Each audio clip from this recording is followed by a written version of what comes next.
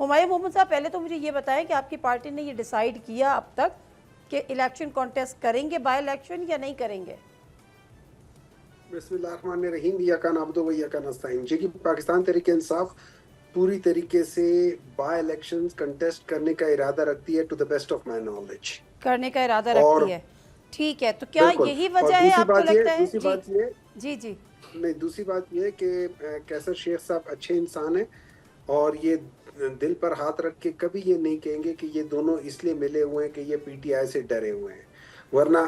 Actual حقیقت یہ ہے کہ یہ لوگ پی ٹی آئی سے ڈرے ہوئے ہیں، اور اس وجہ سے، ورنہ اگر یہ لوگ مل کے کر رہے ہوتے تو یہ جنرل الیکشنز میں بھی کرتے، یہ ایک دوسرے کے ساتھ ہر چیز میں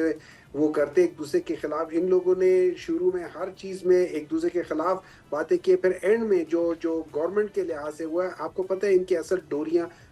کھینچی جاتی ہیں، ان کے پاس واقعی کوئی اختیارات نہیں ہیں، but they are the show pieces, وہ جیسے وہ نہیں ہوتے پپٹ شو والا ہوتا ہے، وہ چیز ہوتی ہے۔ ان میں اچھے لوگ بھی، وہ کہتے ہیں نا برے لوگوں کے ساتھ اچھے لوگ بھی بیچارے پھنس جاتے ہیں، تو کیسر شیخ صاحب ان اچھے لوگوں میں سے جو بیچارے غلط جگہ پہ پھنسے ہوئے ہیں۔ لیکن any way beside the point now that he is with them, he is with them.